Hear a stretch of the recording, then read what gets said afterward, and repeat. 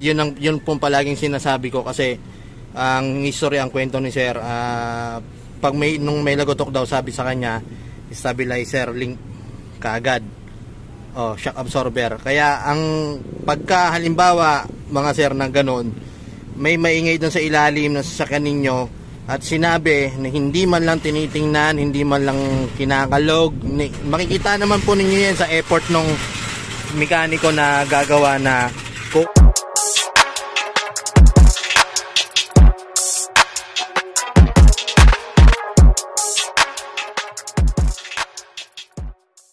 Ayun, magandang araw. Share ko sa inyo to kasi nangyari kay sir.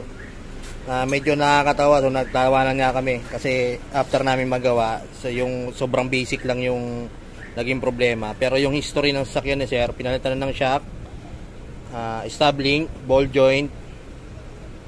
Magmula pala nung nagpalit ng shock absorber, saka daw po lumabas yung tunog na yon. So check up nga ho namin. Kinalog-kalog natin, may nakita po kami na sira yung isang rack end kasi si sir pala nagpalit na daw po pala ng rack end kasi ang tunog nasa right side. So ang ginawa nila sir, pinalitan ng isang rack end. Siya nga po pala, isingit ko na, pag nagpalit po kayo ng rack end, dapat po yan set. Mas maganda ho talaga set yan lagi. Ngayon kung kayo na po magpapasya yan, kung nasa sa inyo na yan, pero syempre dapat partner yan para hindi ka agad masira yung bago.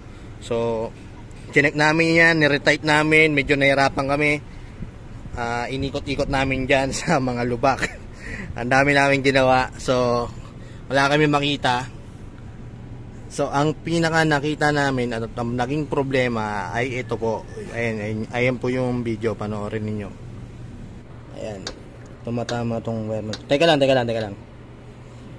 Ito, nakikita. Teka, ilaw.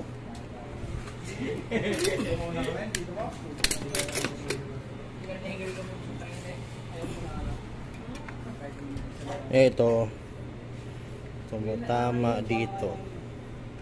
Ito, ganun. Sige, yugyog. Tek, yan. Subukan natin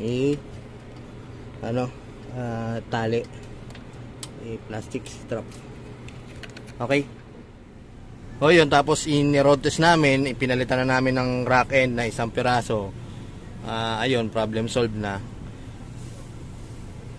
At yun pong palaging sinasabi ko kasi ang history, ang kwento ni sir, pag nung may lagotok daw, sabi sa kanya, stabilizer link kaagad, shock absorber. Kaya ang pagka halimbawa mga sir na ganoon, may maingay doon sa ilalim ng sasakyan ninyo at sinabi na hindi man lang tinitingnan, hindi man lang kinakalog, makikita naman po ninyo yan sa effort ng mekaniko na gagawa na kung halimbawa na chinecheck na maigi, makikita naman niyo yan, makikita naman niyo yung galawan. Pero pag halimbawa na may lagotok naman at sinabi na palitan natin ng ganito, palitan natin ng ganyan, wala man lang hakbang para matukoy kung ano talaga yung problema, wag na hong kayo pumayag.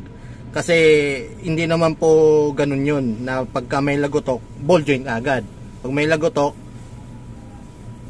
stabling ka agad. Hindi marami pong pwedeng panggalungan. Isa lang po tunog na yan, tok lang yan. Depende sa angle ng sakyan nyo, posisyon ng sakyan ninyo sa pagkakalubak, mabilis ba yan, mabagal, iba't iba po ang pwedeng pagmulan ng mga lagotok na yan. So kaya dapat pinakamahalaga, mag step by step troubleshooting tayo, ayun, para sa mga future mechanic.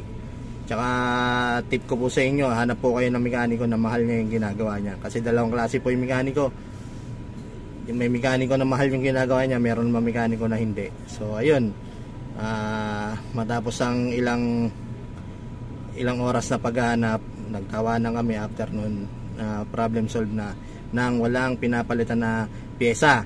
Pero may nakita kami na kailangan palitan pyesa, yung which is yung rack end nga ho. May kalog, wala namang kinalaman yun. Inunahan ko na si sir, sabi ko, sir, may kalog po itong rack end ninyo, Pag napalitan natin to, hindi pa rin mawawala yung konsumon nyo. Bagamat sira naman talaga, kailangan nyo magpalit. Pag hindi kayo nagpalit, maaaring madamay yung ibang pyesa. So yun, kung sira naman po talaga, papalitan ninyo. Kung hindi naman, syempre wag. At syempre step by step troubleshooting. Kay sir, maraming salamat po sa tiwala at pagpayag na kuhanan ko ng video. At ingat po tayong lahat. Maraming salamat sa mga sumusuporta sa akin. Ayun, wala na po ako sa Tire Center Parañaque, nasa Gentry po ako. Yung location ng shop nasa inbox, nasa description box, o kaya nasa comment section. Ay ingat po tayong lahat.